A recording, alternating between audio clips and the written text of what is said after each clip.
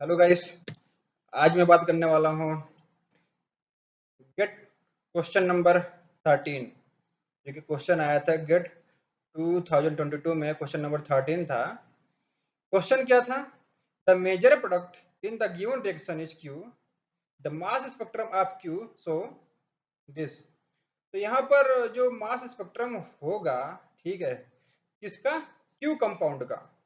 तो उस क्यू का ए बी सी डी में से कौन सा करेक्ट आंसर है, ये इसमें बताना था। कि रिएक्शन करने वाले हैं, इसमें रिएक्शन दिया हुआ है, इस रिएक्शन में क्या निकलेगा? क्यू। क्यू क्या है? मेजर प्रोडक्ट है।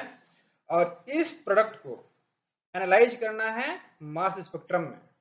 मास स्पेक्ट्रम के लिए यहाँ पर 4 ऑप्शन दिया हुआ है, इनमें से कौन सा ऑप्शन करेक्ट है, इसके बारे में बताया गया है। तो सबसे पहले क्या करना है? यहाँ पर रिएक्शन करना है। रिएक्शन करने के लिए कुछ इस तरह से है।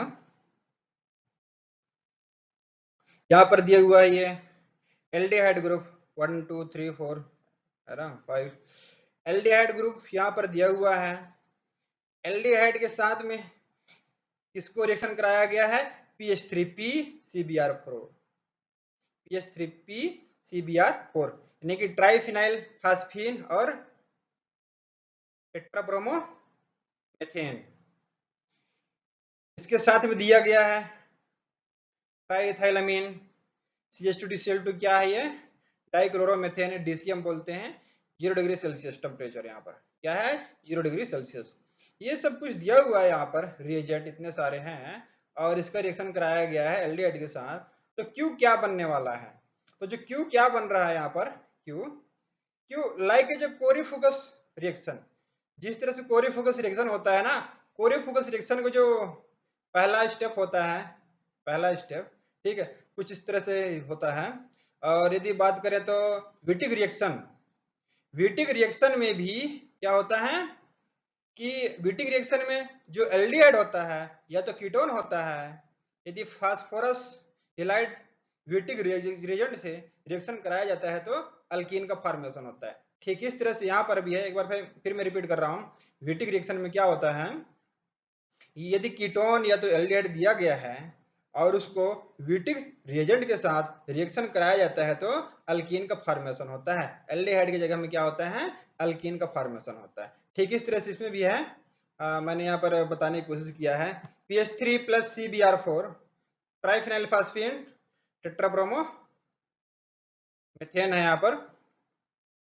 तो इन दोनों का जब रिएक्शन कराया जाता है, सबसे पहले क्या होता है? रिएजेंट का फॉर्मेशन होता है। सबसे पहला स्टेप क्या होता है यहाँ पर?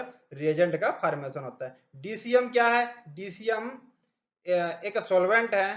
ट्राइथाइलामीन ये भी सॉल्वेंट का ही काम करता है। यहाँ पर इसको हम बेस के भी पर्पज से लिया जाता है। बेस बेस का भी ये काम करता है, लेकिन इसका यहाँ पर कोई खास इंपॉर्टेंट रोल यहाँ पर मेरे को दिखाई नहीं दे रहा कि कोई यहाँ पर इंपॉर्टेंट रोल इसका दिया हुआ है ना।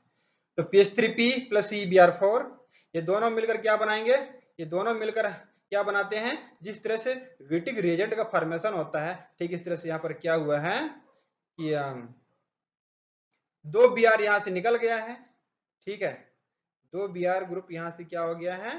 बाहर चला गया है। और PH3P डबल बॉन्ड C यानी कि PH3P P के पास 2 डबल बॉन्ड का फॉर्मेशन हुआ है। किसके साथ? कार्बन के साथ। यहाँ से 2 जो Br ग्रुप है वो 2 बाहर हो चुके हैं और ये क्या कंप्लीट क्या है? PH3P double bond CbR2।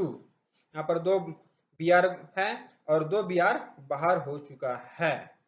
ठीक है, तो इस तरह से क्या है? ये विटिक रिएजेंट है, फास्फोरस हेलाइड बोल सकते हैं इसको। अब ये जो विटिक रिएजेंट है, ये विटिक रिएजेंट क्या काम करता है? विटिक टाइप रिएक्शन काम करता है। जिस तरह से विटिक रिएक्शन होता है ना, इस तरह से यहाँ पर ये काम करता है। ठीक है, तो मैं क्या होता है विटिक रिएक्शन में? विटिक रिएक्शन में क्या होता है कि जो फास्फोरस और ऑक्सीजन होता है, फास्फोरस, ये फास्फोरस वाला पार्ट और ये ऑक्सीजन वाला पार्ट क्या करता है? PH3P डबल बॉन्ड O यानी कि ऑक्सीजन की जगह में एक कार्बन चला जाएगा, ठीक है, और इस कार्बन की जगह में ऑक्सीजन आ जाता है। सिर्फ इतना ही होता है। पहले स्टेप में क्या होता है? 2+2 साइक्लोडेशन रिएक्शन होगा, यानी कि PH3 का कनेक्शन, PH3 जो P है पी का कनेक्शन किसके साथ होगा? ऑक्सीजन के साथ। पी का कनेक्शन ऑक्सीजन के साथ और कार्बन का कार्बन के साथ यहाँ पर बन रहा है। ये देखिए यहाँ पर 4 मेंबर्ड साइक्लिक ट्रांजिशन स्टेट का फॉर्मेशन हुआ। ये इस तरह से carbon carbon phosphorus oxygen, phosphorus oxygen carbon carbon, ये 4 मेंबर्ड रिंग बन गया है। और इस 4 मेंबर्ड रिंग के बाद क्या हुआ है? रिवर्स 2+2 सैग्लूडेशन हो रहा है यहाँ पर, यानी कि ये सिंगल बॉन्ड यहाँ पर डबल बॉन्ड का फॉर्मेशन कर रहा है, और जो कार्बन ऑक्सीजन के बीच में जो बॉन्ड है वो कहाँ आ जा रहा है? फास्फोरस और ऑक्सीजन के बीच में। तो फास्फोरस ऑक्सीजन के बीच में डबल बॉन्ड का निर्माण हो रहा है। ये क्या बन जाएगा? ट्राइफिनाइल फास्फोन। ये क्या बन गया? ट्राइफिनाइल फास्फोन। और ये क्या बन गया? अल्कीन। यानी कि इसका मतलब ओवरऑल क्या हो रहा है कि ये कार्बन डबल बॉन्ड ऑक्सीजन था, इस ऑक्सीजन को हटाकर क्या कर दें? ये वाली जो कार्बन है इसको लगा दें, तो क्या बन जाएगा? क्यू। ये क्या है? क्यू प्रोडक्ट है। ये मेजर प्रोडक्ट है इस रिएक्शन का, जिस तरह से कोरियोफोकस रिएक्शन में होता है। ठीक है, पहला स्टेप जो होता है यही होता है, इसके बाद फिर और इसमें आगे बनता है। कोरियोफोकस रिएक्शन में जो कंप्लीट होता है वो फाइनल रिजल्ट होता है, फाइनल प्रोडक्ट होता है वो अल्काइन का फॉर्मेशन होता है। ठीक है, तो उसी टाइप में रिएक्शन सीक्वेंस जा रहा है। ये व्हिटिंग रिएक्शन जो कोई पढ़ा होगा वो अच्छे तरीके से इसको समझ सकता है कि व्हिटिंग रिएक्शन में क्या होता है। ठीक वही यदि यहाँ पर अप्लाई किया जाए तो ये प्रोडक्ट हमें मिल जाएगा, क्यू। ठीक है, तो इस क्यू को यहाँ पर बताया है कि इसके यदि हम मास स्पेक्ट्रम देखें तो कौन सा करेक्ट ऑप्शन है? ए बी सी डी दिया हुआ है, ए बी सी डी, इसमें से कौन सा करेक्ट ऑप्शन है? तो क्यू मिल गया हमें। क्यू क्या है? ये क्यू है, ये राइट। ये क्या है? मेजर प्रोडक्ट है। इसमें डबल बॉन्ड है, कार्बन कार्बन डबल बॉन्ड, और इस कार्बन के पास क्या है? 2 ब्रोमीन है। ठीक है, तो इसका करेक्ट आंसर क्या होगा ये आगे इसमें देख रहे हैं क्या होगा। इसको एक बाइनोमियल एक्सप्लेनेशन भी करते हैं हम। This explanation applicable to finding the number of isotopic mass peak. ठीक है, कि यदि कहीं पर क्या है, कोई कंपाउंड है उसमें कुछ आइसोटोपिक एटम दिया हुआ है, तो उनमें किस तरह से हम क्या करते हैं कि मास स्पेक्ट्रम किस तरह से निकालेंगे। तो this rule mathematically A plus B whole square, A plus B whole square n है यहाँ पर।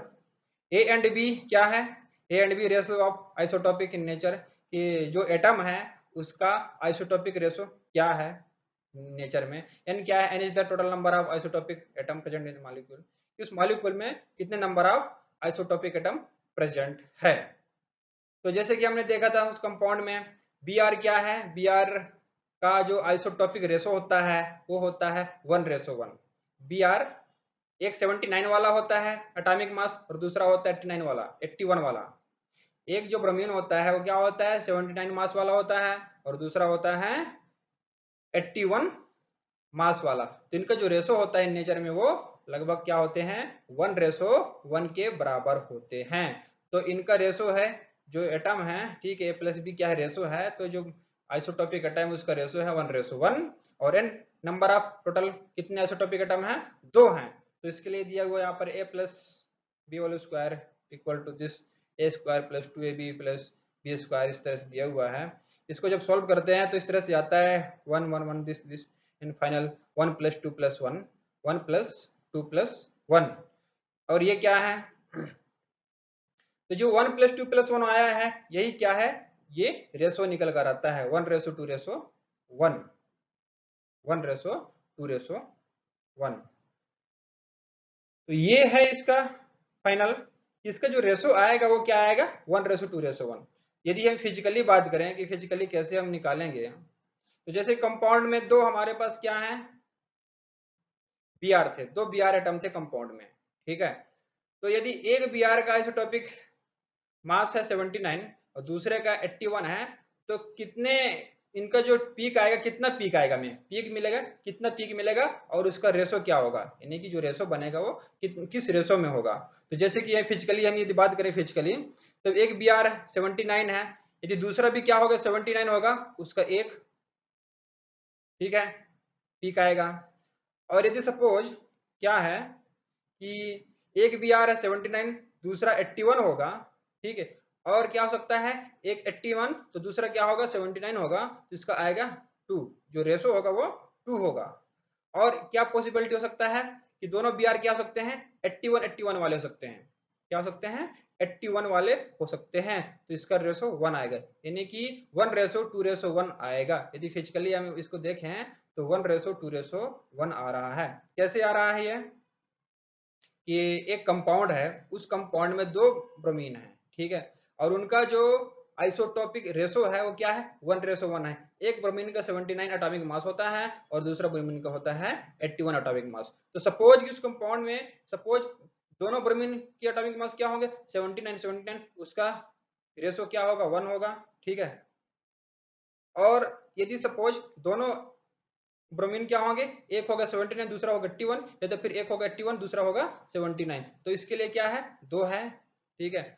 और क्या हो सकता है कि दोनों ब्रोमीन क्या हो सकते हैं? 81 वाले हो सकते हैं, तो उसका 1 है, तो 1:2:1। तो हमेशा यदि कहीं भी यदि ऐसा क्वेश्चन आए कि उस कंपाउंड में 2 Br है, 2 ब्रोमीन है, उसका हमेशा हमेशा जो रेशो होता है मास स्पेक्ट्रम का वो होता है 1:2:1 हमेशा होता है। और यदि कहीं पर 4 दिया हुआ है, सॉरी 4 नहीं, 3 ब्रोमीन दिया हुआ है, किसी कंपाउंड में 3 ब्रोमीन दिया हुआ है, उसका जो रेशो आएगा वो होता है 1:3:3:1। ये हमेशा के लिए है, इसको आप याद कर सकते हैं, ठीक है। और यदि कहीं पर एक ब्रोमीन है, उसका रेशो आता है मास स्पेक्ट्रम का 1:1, क्या होता है? 1:1 होता है। यदि किसी कंपाउंड में 2 ब्रोमीन है, उसके लिए होता है 1:2:1, और यदि किसी कंपाउंड में 3 ब्रोमीन है तो उसके लिए होता है 1:3:3:1। ये हमेशा के लिए है। इस तरह से इस क्वेश्चन का क्वेश्चन नंबर 13 का जो आंसर था वो सबसे फर्स्ट में था। फर्स्ट ऑप्शन क्या है? करेक्ट ऑप्शन है, जिसमें दिया हुआ है 1:2:1। Thank you.